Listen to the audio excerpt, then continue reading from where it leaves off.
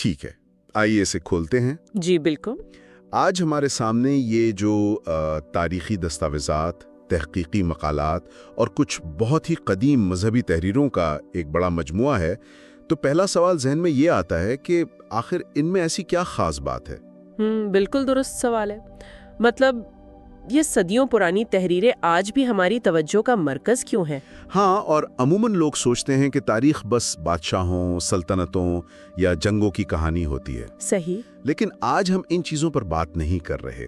آج ہم ان عظیم مفکرین کا یہ گہرا جائزہ لے رہے ہیں جنہوں نے اپنے علمی دلائل سے کائنات کے بڑے بڑے راز سمجھائے، اور جن کے درمیان بعض اوقات شدید علمی اختلافات بھی ہوئے۔ بالکل، اور ہم یہ بھی دیکھیں گے کہ کس طرح ان دستاویزات نے ثابت کیا کہ مذہب، سیاست اور معاشرہ یہ سب آپس میں کتنے گہرے جڑے ہوئے ہیں۔ تو یہ صرف کوئی عام معلوماتی بات چیت نہیں ہے؟ قطعی نہیں، یہ ایک انتہائی دلچسپ تحقیقی سفر ہے۔ اور یہاں دلچسپ بات یہ ہے کہ ہمارا مقصد صرف پرانی کتابوں سے کچھ واقعات نکال کر سنا دینا نہیں ہے۔ بالکل نہیں، اصل مزہ تو تب آتا ہے جب ہم ان مختلف کڑیوں کو جوڑتے ہیں۔ میں تو کہوں گی کہ یہ دیکھنا سب سے اہم ہے کہ ان عظیم تحریکوں کے پیچھے یا ان عقائد کے پیچھے کون سے محرکات کار فرما تھے۔ مثال کے طور پر، جب تک ہم کسی دور کے سیاسی اور معاشی حالات کو نہیں سمجھیں گے، ہمیں یہ سمجھ ہی نہیں آ سکتا کہ کوئی خاص نظام کیوں بنا۔ زبردست نقطہ ہے۔ تو چلیے شروعات کرتے ہیں ان کلاسیکی دستاویزات سے جہاں خدا کی ہستی پر بحث کی گئی ہے۔ جی، یہ پڑھ کر واقعی ایک حیرت کا احساس ہوتا ہے کہ اس دور کے اماموں نے ملحدین کو، جو خدا کو نہیں مانتے تھے، انہیں کتنے زبردست اور منطقی جوابات دیے۔ ہاں، وہ دلائل بہت مضبوط تھے۔ وہ امام ابو حنیفہ کا مشہور واقعی لے لیں۔ وہ کشتی والا واقعہ۔ بالکل، دستاویزات کے مطابق بغداد میں ان کا ایک ایسے ہی شخص سے مناظرہ طے تھا، اور وہ جان بوجھ کر وہاں دیر سے پہنچے۔ اور دیر سے پہنچنے کی جو وجہ انہوں نے بتائی وہ کمال تھی۔ ہاں، جب ان سے تاخیر کی وجہ پوچھی گئی تو انہوں نے ایک ایسی کہانی سنائی جس نے سامنے والے کو بالکل چکرا کر رکھ دیا۔ انہوں نے کہا کہ وہ دریائے دجلہ کے کنارے کھڑے تھے اور دریا پار کرنے کے لیے کوئی کشتی موجود نہیں تھی۔ صحیح۔ اور پھر انہوں نے یہ دعویٰ کیا کہ اچانک خود بخود لکڑی کے تختے پانی پر تیرتے ہوئے آئے۔ وہ تختے آپس میں جڑنے لگے، کیلیں خود ہی آ کر ان میں گڑ گئیں، اور دیکھتے ہی دیکھتے بغیر کسی بڑھئی یا مزدور کے ایک مکمل کشتی تیار ہو گئی۔ اور کہانی یہیں ختم نہیں ہوئی، وہ کشتی ان کے پاس آئی اور وہ اس میں بیٹھ کر مناظرے میں پہنچ گئے۔ بالکل، ظاہر ہے کوئی بھی نارمل انسان اس پر ہنسنے ہی لگے گا کہ یہ کیسی عجیب منطق ہے۔ ظاہر ہے ایک بے جان لکڑی خود بخود ایک پیچیدہ کشتی میں کیسے ڈھل سکتی ہے، وہ بھی بغیر کسی بنانے والے کے؟ اور یہی تو ان کا اصل مقصد تھا۔ انہوں نے فوراً پلٹ کر جواب دیا کہ اگر ایک چھوٹی سی کشتی بغیر کسی بنانے والے کے خود بخود وجود میں نہیں آ سکتی تو یہ اتنی بڑی کائنات کیسے بن گئی؟ بالکل، یہ سورج، چاند، ستارے، یہ اتنا پیچیدہ نظام بغیر کسی عظیم خالق کے کیسے بن سکتا ہے؟ یہاں جو بات سب سے زیادہ دلچسپ ہے میری رائے میں، وہ یہ ہے کہ ان مفکرین نے اپنا پورا زور صرف مذہبی کتابوں کے حوالے دینے پر نہیں لگایا۔ یہ ایک اہم نکتہ ہے۔ ہاں، انہوں نے عام فہم منطق اور فطرت کے مشاہدات کو استعمال کیا۔ یہ اس بات کا بہت بڑا ثبوت ہے کہ اس دور میں علم حاصل کرنے، سوالات اٹھانے اور کائنات پر غور کرنے کی کتنی ہمت افزائی کی جاتی تھی۔ اور یہ مشاہدہ صرف کشتیوں اور لکڑیوں تک محدود نہیں تھا۔ امام شافعی کی وہ مثال دیکھیں، وہ شہتوت کے پتے والی۔ وہ بہت گہری مثال ہے۔ کتنی عجیب اور شاندار بات ہے۔ ایک ہی درخت کا پتا ہے، اس کا ذائقہ اور ساخت بالکل ایک جیسی ہے۔ صحیح۔ لیکن جب اسے ایک ریشم کا کیڑا کھاتا ہے تو وہ اس سے نرم و نازک ریشم بناتا ہے، اور جب وہی پتا شہد کی مکھی کھاتی ہے تو وہ میٹھا شہد بناتی ہے۔ ہاں، اور اگر ایک ہرن اسے کھا لے تو اس کے جسم سے بہترین خوشبو والی مشک پیدا ہوتی ہے۔ اگر ہم اسے ایک بڑی تصویر کے ساتھ جوڑیں تو یہ صرف ایک مثال نہیں رہتی، یہ دراصل بائیولوجی کا ایک بہت گہرا مشاہدہ ہے۔ بالکل صحیح۔ مطلب ایک ہی ماخذ سے آنے والی چیز جب مختلف جسموں کے نظام میں جاتی ہے تو وہ بالکل مختلف نتیجہ دیتی ہے۔ یہ تخلیقی تنوع ایک بہت بڑے ڈیزائنر کی طرف اشارہ کرتا ہے۔ اور پھر امام احمد بن حنبل نے انڈے کی مثال دے کر اس بات کو مزید آسان کر دیا۔ انہوں نے ایک انڈے کو ایک ایسے بند قلعے سے تشبیہ دی جس کا کوئی دروازہ ہی نہیں ہے۔ باہر سے وہ چاندی جیسا چمکتا ہے اور اندر سے سونے جیسا دمکتا ہے۔ اور پھر اچانک اس بند قلعے کے اندر سے بغیر کسی بیرونی مداخلت کے ایک زندہ مخلوق باہر آ جاتی ہے۔ چلتی پھرتی بولتی مخلوق۔ اور امام مالک کی وہ بات بھی یاد کریں کہ دنیا میں کروڑوں انسان ہیں، ہاں، زبانوں اور آوازوں والی بات۔ بالکل، ہر ایک کی زبان، اس کی آواز، اس کے بولنے کا انداز دوسرے سے مختلف ہے۔ اربوں لوگوں میں کوئی ایک آواز دوسرے سے 100% نہیں ملتی۔ یہ تمام دلائل انسان کے دماغ کو اس بات پر مجبور کرتے ہیں کہ وہ اس پورے نظام کے پیچھے چھپی ہوئی قوت کو پہچانے۔ لیکن یہاں آ کر دستاویزات میں ایک اور بہت ہی اہم سوال اٹھایا گیا ہے۔ جی، اگر واقعی ایک عظیم قوت اس کائنات کو چلا رہی ہے تو وہ ہمارے سامنے کیوں نہیں آتی؟ مطلب وہ چھپی ہوئی کیوں ہے؟ اس کے جواب میں حضرت موسیٰ کا وہ واقعہ بتایا گیا ہے جب انہوں نے پہاڑ پر خدا کو دیکھنے کی خواہش کی تھی۔ اور ہمیں یاد ہے کہ اس کا نتیجہ کیا نکلا تھا؟ جی، کیا ہوا تھا؟ جب تجلی ہوئی تو وہ پہاڑ اس نور کی تاب نہ لاتے ہوئے ریزہ ریزہ ہو گیا اور حضرت موسیٰ بے ہوش ہو گئے۔ بالکل، اور مزید تفصیلات بتاتی ہیں کہ خدا اور انسان کے درمیان نور کے 70 پردے ہیں۔ 70 پردے؟ ہاں، اور ایک اور پہلو جو مجھے واقعی بہت دل کو چھونے والا لگا وہ یہ ہے کہ خدا سامنے اس لیے بھی نہیں آتا کیونکہ وہ حیا والا ہے۔ دستمزاد کے مطابق خدا کو اس بات سے حیا آتی ہے کہ کوئی اس کے آگے ہاتھ پھیلائے اور وہ اسے خالی لوٹا دے۔ یہ وضاحت دراصل ہماری انسانی دماغ کی محدودیت کو ظاہر کرتی ہے۔ وہ کیسے؟ دیکھیں، ہماری آنکھیں اتنی طاقتور ہیں ہی نہیں کہ اس عظیم نور کو برداشت کر سکیں۔ یہ بالکل ویسے ہی ہے جیسے آپ کسی بہت ہی روشن چیز کو، جیسے سورج کو، سیدھا دیکھنے کی کوشش کریں تو آنکھیں چوندھیا جاتی ہیں۔ بالکل صحیح۔ تو یہ فلسفہ ہمیں بتاتا ہے کہ خالق اور مخلوق کے درمیان حقیقت میں کتنا بڑا فاصلہ ہے۔ اچھا، اب جب ہم ان عظیم شخصیات کی بات کر ہی رہے ہیں تو ہم فقہ کو کیسے بھول سکتے ہیں؟ ہاں، اسلامی قوانین کی تشکیل کا دور۔ یہ دور بہت ہی زبردست تھا۔ فقہ کے یہ معمار اور ان پر آنے والی آزمائشیں حیران کن ہیں۔ امام شافعی وہ پہلے شخص تھے جنہوں نے سنت کو باقاعدہ پیغمبر کے عملی نمونے کے طور پر واضح کیا، کیونکہ اس سے پہلے معاملات تھوڑے ملے جلے تھے۔ ہاں، لوگ بعض اوقات مقامی رواجوں اور حدیث کے درمیان فرق نہیں کر پاتے تھے، اور انہوں نے قیاس اور استحسان کو بھی الگ الگ کیا۔ یہاں ہمیں ان اصطلاحات کو تھوڑا سا آسان کر لینا چاہیے۔ جی بالکل کیجیے۔ قیاس دراصل ایک منطقی موازنہ ہے۔ مطلب اگر کسی نئے مسئلے کا حل پہلے سے موجود کسی قانون سے ملتا جلتا ہے تو اس پر وہی پرانا قانون لاگو ہوگا۔ لیکن استحسان یہ ہے کہ اگر اس سخت قیاس یا اصول سے کسی کو بیجا نقصان ہو رہا ہو تو پھر انصاف یا معاشرے کی بھلائی کے لیے کسی قدرے بہتر اور نرم راستے کا انتخاب کیا جائے۔ بہترین وضاحت۔ اور اسی دور میں امام بخاری کا کام بھی بہت اہمیت رکھتا ہے۔ انہوں نے کسی خاص فقی مکتبہ فکر کے دباؤ میں آ کر کام نہیں کیا۔ بالکل، انہوں نے خالصتاً اپنی حدیث پرکھنے کی زبردست صلاحیت کو استعمال کر کے قانون نکالے، لیکن اس علمی سفر میں سب کچھ اتنا پرامن اور آسان نہیں تھا۔ ظاہر ہے جہاں اتنا علم ہوتا ہے وہاں اختلاف تو ہوتا ہی ہے، اور بعض اوقات بدقسمتی سے یہ اختلاف رقابت میں بھی بدل جاتا ہے۔ اور ایسا ہی ہوا۔ ان دستاویزات میں امام ابو حنیفہ پر لگنے والے سنگین الزامات کا ذکر ہے۔ کہا جاتا تھا کہ وہ سنت کے خلاف ہیں یا وہ صرف اپنی ذاتی رائے استعمال کرتے ہیں، لیکن جب ہم تاریخ کو گہرائی سے پڑھتے ہیں تو سچائی کچھ اور نکلتی ہے۔ جی، اس کے پیچھے علاقائی تعصب تھا۔ بالکل، علاقائی تعصب اور دوسرے محدثین کی شدید رقابت تھی۔ یہ تاریخ کا ایک انتہائی اہم سبق ہے۔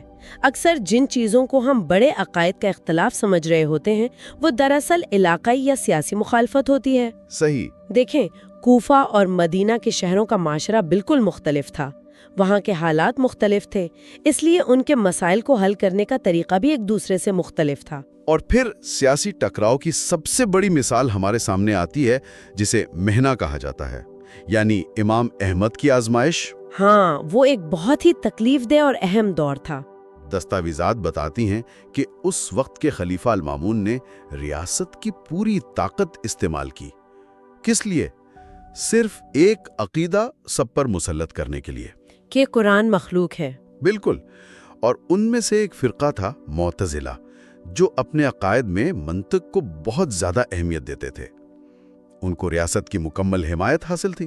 اور معتزلہ کا یہ ماننا تھا کہ چونکہ خدا کی ذات قدیم ہے تو اس کا کلام قدیم نہیں ہو سکتا، ورنہ تو دو قدیم چیزیں ہو جائیں گی، جو ان کی منطق کے خلاف تھا۔ لیکن یہاں سمجھنے کی بات یہ ہے کہ اصل مسئلہ یہ نظریاتی یا فلسفیانہ بحث نہیں تھی۔ تو پھر اصل مسئلہ کیا تھا؟ کیونکہ دستاویزات میں واضح لکھا ہے کہ امام احمد کو اس بات سے انکار پر باقاعدہ قید کیا گیا، انہیں بے دردی سے کوڑے مارے گئے اور شدید اذیت دی گئی۔ اگر ہم اسے آج کی بڑی تصویر کے ساتھ جوڑیں تو یہ ریاست اور علم کے درمیان یا اہل علم کے درمیان اختیار کی جنگ تھی۔ Power dynamics.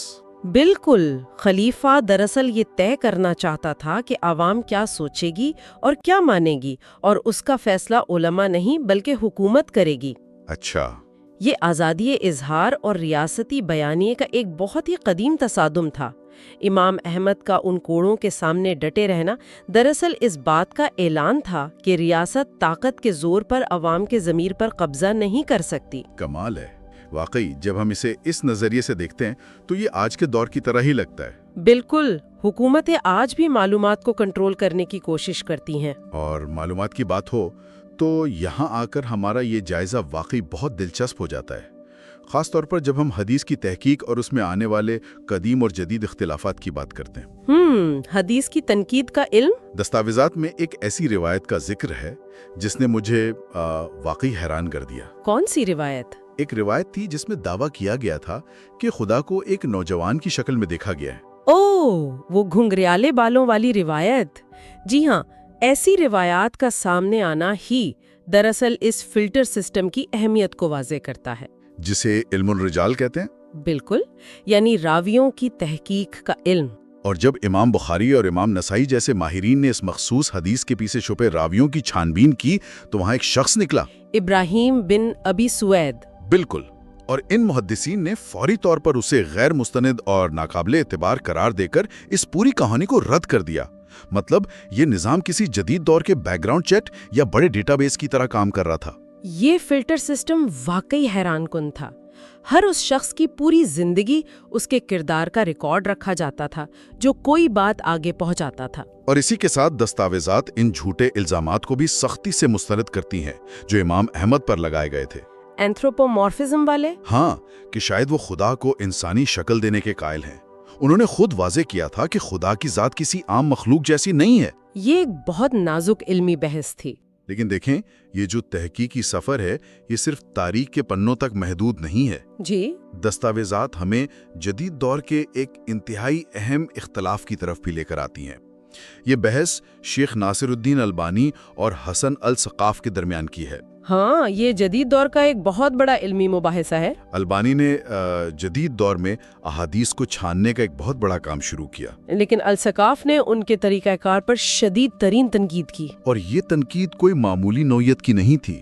بالکل نہیں، انہوں نے دعویٰ کیا کہ البانی کی تحقیق میں 1200 سے زیادہ تضادات موجود ہیں۔ 1200 تضادات؟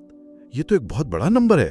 مثال کے طور پر دستاویزات بتاتی ہیں کہ السقاف نے نشاندہی کی کہ کسی ایک کتاب میں البانی نے ایک حدیث کو صحیح قرار دیا، جیسے جمعے کی نماز کے حوالے سے یا تشہد میں انگلی ہلانے کے بارے میں، اور پھر کسی دوسری کتاب میں بالکل اسی حدیث کو یا اسی راوی کو ضعیف یا کمزور قرار دے دیا گیا۔ یہ چیز ایک بہت اہم سوال کو جنم دیتی ہیں، اور وہ کیا ہے؟ کو پڑھنے کا فائدہ ہی یہ ہے کہ ہمیں سمجھ آتی ہے کہ اسلامی تحقیق اور حدیث کا یہ جو علم ہے یہ کتنا باریک اور کتنا پیچیدہ مسئلہ ہے۔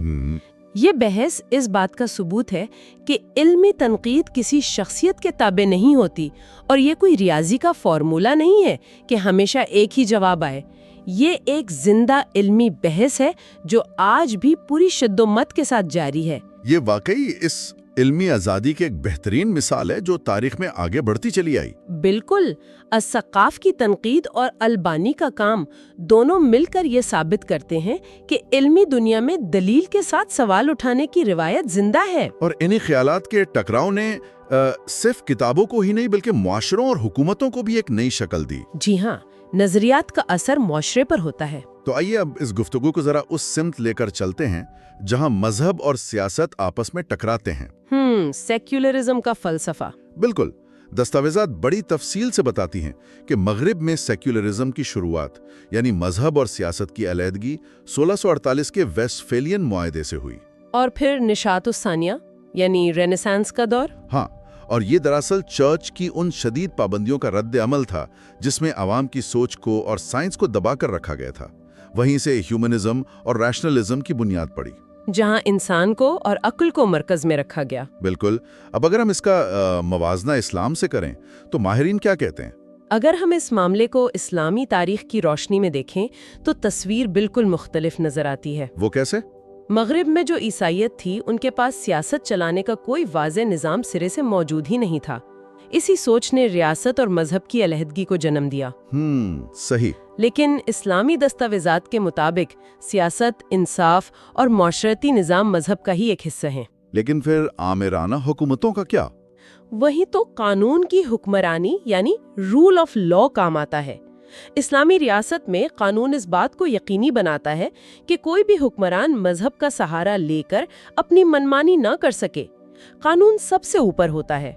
اس گہرے تعلق کو یعنی سیاست، معیشت اور مذہب کے تعلق کو سمجھنے کے لیے ان تحقیقی مقالات میں 3 شاندار تاریخی مثالیں دی گئی ہیں۔ جی۔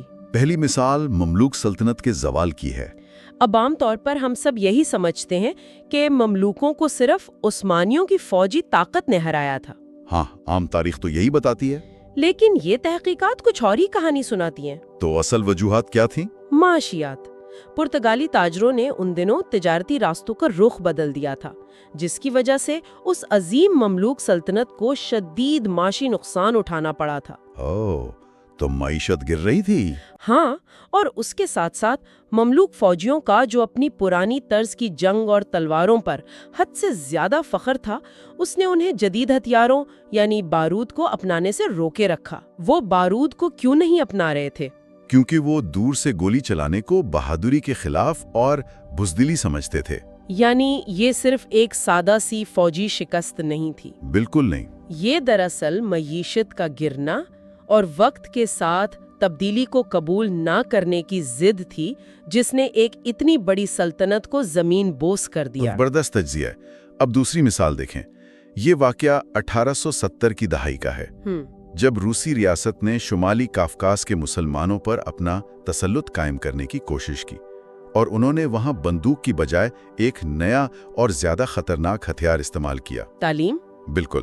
انہوں نے وہاں جان بوجھ کر ایسے سیکولر سکول کھولے جن کا واحد مقصد وہاں کے مسلمانوں پر روسیفیکیشن مسلط کرنا تھا۔ روسیفیکیشن سے مراد ان کی مقامی ثقافت، ان کی زبان اور ان کے مذہبی عقائد کو آہستہ آہستہ روسی زبان اور کلچر سے تبدیل کر دینا ہے۔ ہاں، اور یہ کتنی گہری چال تھی کہ آنے والی نسلوں کو جنگ کے بغیر ہی ان کی جڑوں سے کاٹ دیا جائے۔ اور اسی سے جڑتی ہوئی ہماری تیسری مثال ہے۔ ان دستاویزات میں ترک معاشرے کی ایک خاص صورتحال کا ذکر ہے۔ جی، وہ مذہب کی تبدیلی والا واقعہ؟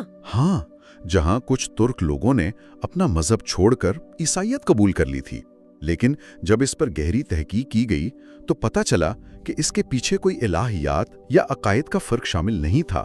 یہ بہت حیران کن بات تھی۔ تو پھر اگر عقیدہ نہیں تھا تو لوگ اپنا مذہب کیوں تبدیل کر رہے تھے؟ وجہ تھی نفسیاتی اور معاشرتی محرومی، یعنی سائیکو سوشل ڈیپریویشن۔ جب ایک معاشرے میں انصاف ختم ہو جائے اور مذہب کی بنیاد پر لوگوں کو جو سماجی تحفظ ملنا چاہیے وہ ملنا بند ہو جائے تو لوگ وہاں جاتے ہیں جہاں انہیں معاشی اور نفسیاتی سہارا ملے۔ یہ تمام مثالیں چیخ چیخ کر یہ ثابت کرتی ہیں کہ مذہب، سیاست، تعلیم اور معاشیات دراصل ایک ہی وجود کے مختلف حصے ہیں۔ بالکل۔ جب معیشت کمزور ہوتی ہے تو ریاستیں گرتی ہیں، جب تعلیم کا نظام بدلا جاتا ہے تو پوری ثقافتیں مٹ جاتی ہیں، اور جب سماجی ڈھانچہ ٹوٹتا ہے تو لوگ اپنے صدیوں پرانے عقائد تک بدل لیتے ہیں۔ تو ان سب کا مطلب کیا ہے؟ ہم نے آج جو یہ اتنی ساری باتیں کی، ان سب سے ہمیں کیا سمجھ آتا ہے؟ ہم نے دیکھا کہ کلاسیکی دور میں مفکرون نے خدا کی ہستی پر کیسے کیسے لاجواب منطقی دلائل دیے۔ جی ہاں۔ پھر امام احمد نے اپنی سوچ اور آزادی اظہار کے لیے اپنی جان تک خطرے میں ڈال دی، اور پھر آگے چل کر حدیث کی ایسی باریک بین تحقیق ہوئی جہاں البانی اور السقاف کی تنقید اور بحث آج بھی زندہ ہے۔ بالکل۔ یہ سب اس بات کا بہت بڑا ثبوت ہے کہ علم کا حصول کوئی ٹھہرا ہوا پانی نہیں ہے، یہ روایات کے ساتھ، طاقت کے ساتھ اور وقت کے ساتھ ایک مسلسل جد و جہد کا نام ہے۔ اور میں کہوں گی کہ یہی وہ حتمی نتیجہ ہے جو ہمیں آج کے جدید دور سے جوڑتا ہے۔ کیسے؟ دیکھیں، ہم اس وقت معلومات کے ایک ایسے طوفان میں جی رہے ہیں جسے انفارمیشن اوورلوڈ کہتے ہیں۔ ہر طرف بے تحاشا مواد بکھرا ہوا ہے۔ ایسے میں ایک تنقیدی سوچ اور مختلف زاویوں کو سمجھنے کی صلاحیت ہی ہماری سب سے بڑی طاقت ہے۔ بالکل صحیح۔ کسی بھی دعوے کو بس آنکھ بند کر کے قبول کر لینا، چاہے وہ ریاست کی طرف سے آ رہا ہو یا کسی بہت بڑے مفکر کی طرف سے، تاریخ کی روشنی میں یہ کوئی درست رویہ نہیں ہے۔ یہ واقعی بہت ہی اہم پیغام ہے۔ اور آج کے اس گہرے جائزے کو ختم کرنے سے پہلے میں ایک ایسے خیال پر بات ختم کرنا چاہتا ہوں جو مجھے ذاتی طور پر ان دستاویزات کو پڑھنے کے بعد سے لگاتار سوچنے پر مجبور کر رہا ہے۔ اچھا، وہ خیال کیا ہے؟ ذرا فرض کریں، اگر پچھلی صدیوں کے ان عظیم مفکرین نے، جنہوں نے اپنے دور کی محدود بائیولوجی اور اس وقت کی محدود منطق کو استعمال کر کے خدا کی ہستی اور اس کائنات کے ایسے زبردست راز ہمیں سمجھائے تھے، جی، تو اگر وہ لوگ آج ہمارے دور میں زندہ ہوتے تو کیا وہ آرٹیفیشل انٹیلیجنس، کوانٹم فزکس اور خلائی تسخیر کے ان نئے انکشافات کو استعمال کر کے ہماری اس تحقیق کو کسی بالکل نئے اور حیران کن راستے پر نہ ڈال دیتے؟ او واہ! یہ واقعی ایک ایسی صورتحال ہے جو ہمیں آگے بہت کچھ غور کرنے پر مجبور کرتی ہے۔ واقعی، ذرا تصور کریں کہ جس ذہن نے ایک معمولی شہتوت کے پتے میں کائنات کے راز دیکھ لیے، وہ آج کوانٹم فزکس کی باریکیوں میں کیا کچھ نہ ڈھونڈ لیتا۔ یہ یقیناً بہت ہی گہری سوچ ہے۔ اور اسی گہرے اور تھوڑا سا بے چین کر دینے والے خیال کے ساتھ ہم آج کے اس تحقیقی سفر کو یہاں روکتے ہیں۔ ان دستاویزات نے بلا شبہ تاریخ، عقائد اور معاشرے کے اس الجھے ہوئے تعلق کو ایک نئے اور روشن انداز میں سمجھنے کا راستہ کھولا ہے۔ شکریہ۔ بالکل، شکریہ۔